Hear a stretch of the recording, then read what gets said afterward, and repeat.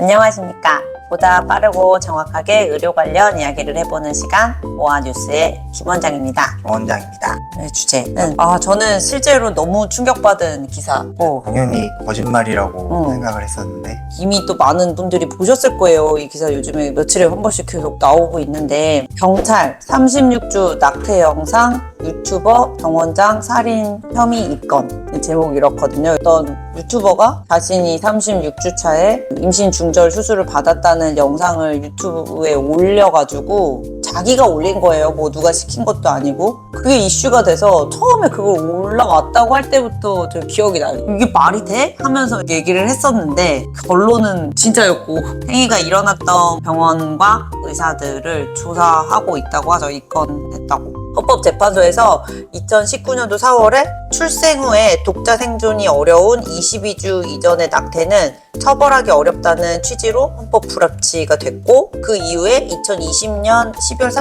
31일까지 법 개정하라고 이제 국회에 요구를 했는데 그 상태에서 현재까지도 어떠한 보완이 되지 않고 있는 상태 공백이래요. 정확한 기준이 없대요, 현재. 헌법재판소는 22주로 본 거네. 그래서 22주의 기준을 생각해보면 소아과적인 입장에서 얘네가 36주면은 36주에 정상분만을 하는 사람도 정상분만 하죠. 37주부터는 유도분만을 하는 경우들도 있고 제왕절개에서 아기 낳는 경우들도 있는데 얘는 그냥 거의 낳는 네, 시기네. 그냥 낳는 시기고 완전한 아기예요. 그냥 이게 산부인과 선생님들은 어떻게 하고 계시는지가 너무 궁금해서 유튜브 많이 찾아봤어요. 요 관련해서 그랬는데 어떤 영상이 맞냐면 이 사람이 만들었던 거를 놓고 이게 진짜일까 가짜일까를 처음에 막 예측하시는 거예요. 그 산부인과 선생님들이 에이 말도 안 돼. 반반 진짜일 수도 있겠다. 뭐 이렇게 하시는 분들도 있고 전문가 선생님들도 믿을 수 없다라는 결론인데 법망이 이러니까 죄의식 없이 이렇게 진행이 되는 건가? 이런 생각도 있더라고요. 제가 이제 막 물어봤어요. 어떻게 되고 있는 거냐 그랬더니 이거를 의미를 둬서 법적 제재를 가할 어떠한 근거가 지금 불명확하고 오히려 이 낙태죄가 폐지가 되고 나서 산부인과 선생님들은 정해진 기준이 없으니까 더 불편하대요. 누가 그 일을 하고 싶겠어요, 사실. 환자가 왔을 때 이건 안 되는 겁니다 라고 할 만한 어떤 경계가 없는 거죠. 소아과 의사는 소아 입장에서 더 많이 보게 되긴 하지만 산부인과 선생님들은 산모의 입장을 또 많이 보잖아요. 그랬을 때도 정말 어쩔 수 없어서 낙태를 하게 되는 경우에도 당연히 빠른 주수에 하는 게 산모한테도 안전하죠. 출혈이나 감염이나 온갖 합병증들에 관한 것들도 굉장히 위험할 수도 있는 일이니까 말이 안 되는 일이 벌어졌다고 생각을 합니다. 저는 이걸 준비하면서 계속 제가 떠올랐던 환자가 하나 있는데 대학병원에서 일을 할 때 모두가 알고 있었어요. 그 애는 나와서 잘못될 거라는 거 모두가 알고 있었던 게 뇌가 없는 아이였어요. 그런 경우에 나와서 몇 시간 못 살아요. 근데 보호자들은 낳고 싶어 했어요. 그때 교수님들이 경건하게 보내줘야 된다 이거를 되게 많이 얘기해 주셨거든요. 처음에 나왔을 때 엄청나게 살리려는 노력을 너희가 해서도 안 되고 부모님한테 한이 남아도 안 되고 굉장히 중요한 결정을 하신 분들이기 때문에 잘 보내드려야 된다라고 했는데 진짜로 천천히 하늘나라로 갔어요. 그래서 되게 많이 생각이 나더라고요. 왜냐면 그분들한테는 소중했었을 거예요. 그 몇 시간이. 그래서 나은 거겠죠. 근데 진짜 너무 속상하죠. 몸의 변화를 이렇게까지 몰랐다는 거는 정말 말이 안 되죠. 해준 의사도 문제고 모두가 경각심을 가져야 할 것 같고요. 처벌이 지금 된다 그러면 보자보건법 상에서의 문제는 있대요. 나아서 살 수 있는 애들에 대해서는 살인죄가 적용될 수 있다. 법이 지금 두 개가 있는 것 같은 느낌이에요. 같이 판단하는 데 있어서 신중하지 못한 그런 선생님이셨을 것 같아요. 그리고 요즘은 출산율도 되게 떨어지고 그쵸. 아기가 조금이라도 안 좋거나 이러면 안 낳고 하려는 그런 게 있어서 이를테면 다운증후군이라고 하는 케이스만 해도 산전에 이미 진단이 되니까 임신 중절 같은 걸 선택을 하시는 분들이 꽤 있다고 알고 있는데 사실은 되게 잘 살잖아요. 나오면 네. 엄청 잘 살고 뭐 지능이 떨어지거나 이런 경우도 없고 그냥 아주 잘 살고 행복하게 사는 친구들도 많은데 유전자에 좀 문제가 있는 게 확인되면 쉽게 임신 종료를 결정하거나 이렇게 되는 경우가 좀 있는 것 같아요. 내 환자 중에도 지금 너무 잘 살고 있는 예쁜 애들이 많은데 26주 태어난 친구들도 지금 멀쩡히 너무 잘 다니거든요. 이 36주 아이는 아픈 아이였다는 어떤 근거도 없고 자기가 되게 멋질 것 같으니까 그런 건데 아기가 문제가 있었다라고 하시는 것 같은데 그러면은 비용을 그렇게 받으면 안 되죠. 그쵸. 비용은 또 자기가 리스크를 감수하는 것처럼 받아놓고 아기가 사산된 상태였다. 이렇게 하면 이거는 또 앞뒤가 안 맞는 얘기고 이런 어둠의 병원에 대한 소문은 항상 있었는데 늘 있죠. 실체가 드러난 거니까. 실제 드러났는데 더 충격적인 건 광고하는 산부인과도 되게 많아.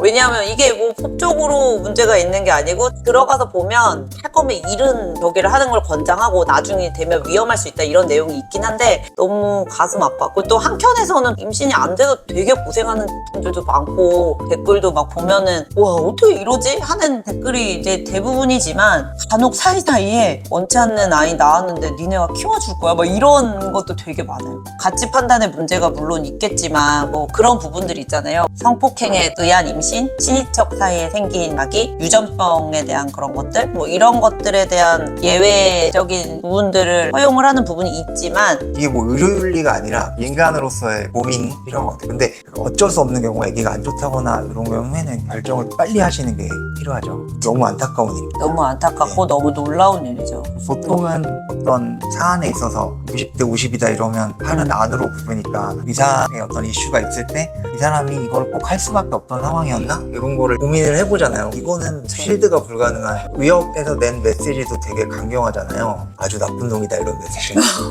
예, 그만하셔야겠네 이거는. 무릎 제거하려다 동맥 파열시켜 괴사로 다리 절단된 50대녀 의사 항소심도 집유. 실형인 거죠. 네, 실형이지만 집행유예. 내용을 일단 설명을 드리면 50대 여성의 무릎 뒤 무릎을 제거하는 수술 중 동맥을 파열시켜 의료 과실로 인해 다리를 절단시킨 의사가 항소심에서도 금고형의 집행유예를 선고받았다. 많은 분들이 생각하셨을 때는 처벌이 약한가? 뭐 이렇게 생각하실 수도 있어요. 집행유예라는 게 아무것도 아닌 거 아니야? 라고 하지만 어쨌건 실형이고 본인은 전과자가 되는 거니까 스트레스가 있을 수 있는 상황이죠. 어떤 질환으로 어떤 문제가 생겼는지에 대해서 먼저 설명을 드리면 50대 여성이 생기는 무릎 뒤의 무릎은 베이커 시트라고 해서 무릎 뒤쪽 오금 쪽에 생기는 건데 베이커 낭종이었을 것 같아요. 정형외과에서 수술한 거니까 보통은 퇴행성 관절염 있을 때 관절액이 뒤쪽으로 이렇게 빠져나오면서 낭종처럼 이렇게 생기는 겁니다. 많은 경우에 무증상이고요. 무증상이면 어떤 치료할까요? 대증적 치료. 아무것도 하지 않습니다. 네.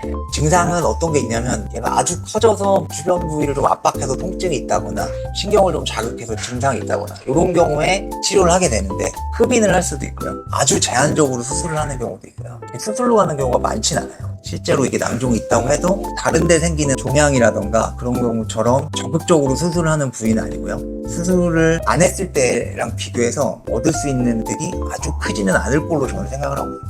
보통은 그냥 보는 집 아니고 수술을 한 이후에 어떤 문제가 생겨서 다리를 절단할 만큼 문제가 있었느냐. 좌측 다리를 무릎 위에서 절단하는 무릎 관절 위쪽에서 이게 절단을 하면은 나중에 의지라고 하죠. 다리 밑에 끼우는 의지도 무겁고 큰 의지를 다루셔야 되고 나이가 50대 여성이기 때문에 보행이 사실 쉽지 않아요. 그 의지를 착용한 상태에서 굉장히 훈련이 많이 필요한 상황입니다. 여기 보면은 오금 동맥에 출혈이 있어서 이후에 통증, 부종, 피부 괴사, 마비 등이 나타나서 문제가 생겨서 절단을 했다 이렇게 돼 있는데 구획증후군이라는 게 있어요. 출혈이 있으면 다리 근육 같은 경우에는 다리가 같은 일을 하는 근육끼리 묶여서 발목을 위로 들어올리는 근육, 뒤쪽에서 뭐 발목을 아래로 내리는 근육 여러 가지 구획으로 돼 있는데 쪽에 압력이 막 올라가서 쪽에 있는 근육이 괴사를 일으키거나 안쪽에 뭐 신경이 눌려서 마비가 일어난다거나 이런 증상들이 있고요. 압력이 올라가는 상황들이 이거를 일으키는 거죠. 출혈로 인해서 피가 계속 쌓여서 압력이 올라가는 경우가 있을 수 있고 외부에서 눌러서 압력이 상승하는 경우 발목이 골절이 있거나 다쳤다 그랬을 때 처음부터 이거를 단단한 기부스를 하지 않는 이유는 부종이 생겨서 구획증후군 같은 게 생길까봐 처음에는 열려있는 반기부스 같은 걸 하잖아요. 그 다음에 부종이 빠진 다음에 단단한 그 석고 깁스를 하는 이유가 이 구획증후군을 예방하기 위해서입니다. 여기서 보면 문제가 굉장히 많았어요. 이런 증상들이 굉장히 구획증후군을 시사하는 증상들인데 이 병원에서 이거를 좀 다 무시했다고 하고 있고, 이거는 사실은 의사 책임입니다. 구획증후군일 때 생기는 그런 증상들이 5가지가 있는데 5P, 처음에 페인, 통증이 있고, 두 번째는 펠러, 하얘지는 거, 창백해지고 눌려서 혈관이 안 좋아지니까, 세 번째, 네 번째는 마비, 페러스지아랑 페롤라이시스, 감각이 이상해지거나 운동 능력이 마비되는 거, 다섯 번째는 펄스리스니스, 맥박이 안 뛰는 거. 요거를 이제 5P라고 하는데 구획증후군의 주요 증상 5가지라고 되어 있고요. 뉴스에 보면은 통증, 부종, 피부계나 마비 다 있잖아요. 이거는 빨리 처치를 했었어야 돼요. 어떤 처치를 하느냐, 근막을 절개해서 압력이 떨어질 때까지 열어놓습니다. 며칠간. 요거는 의료진이 그런 증상들을 무시함으로 해서 돌이킬 수 없는 손상이 발생을 했기 때문에 굉장히 큰 의료사고에 해당하는 상황이고요. 당연히 민형사상 책임을 져야 되는 상황이죠. 어려운 수술이에요. 그렇게 어려운 수술은 아닐 거라고 생각을 하는데, 베이컨 항종이 주변에 혈관이 있기 때문에 혈관은 건드릴 수는 있죠. 항상 그런 리스크는 있는데, 문제는 이후에 대처가 아주 미흡했다. 사실은 베이컨 항종 같은 경우에는 수술을 꼭 하는 상황이 아니니까 보통은 되게 안타까운 것 같아요. 이 선생님이 문제가 생겼을 때 이걸 조금 더 적극적으로 증상을 살폈으면 일어나지 않아도 될 사건이었다. 혹시라도 수술 후에 문제가 있다거나, 혹은 아까 말씀드린 것처럼 골절이나 상아지의 손상 이후에 붓는다거나 아프다거나 그런 문제가 있으면 조금 더 적극적으로 확인이 필요한 상황이기도 합니다. 얘기를 안 들어줬나 봐. 그냥 좀 부어요, 느낌이 이상해요, 그럴 수 있습니다. 이렇게 된 거 아닐까? 근데 이게 사실은 좀 이상한 게, 정형외과 친구들 보면 이게 되게 응급이라고 항상 배우기 때문에 큰일 났다 이렇게 생각하는 질환이거든요. 너무 안일하게 생각하신 것 같아요. 왜냐하면 구획증후군은 정형외과 선생님들이 언제나 수술 후에 항상 제일 걱정하는 부분 중에 하나입니다. 아마 이 선생님도 이제 환자들이 맨날 아프다고 하고 하니까 뭐 그런가 보다 하고 좀 안 보지 않았을까. 그래서 좀 신경을 써야 되는데 항상 사고는 이런 데서 나는 거지. 아니 근데 보면 여기 헤모글로빈도 엄청 떨어지고, 그러게. 이거는 확인할 수 있는 그러게. 가능성이 많은데 한국병원으로 전원을 빨리 시키셨어야지. 왜 안 시켰을까? 오늘도 국내병원 안의사를 시청해주셔서 감사합니다.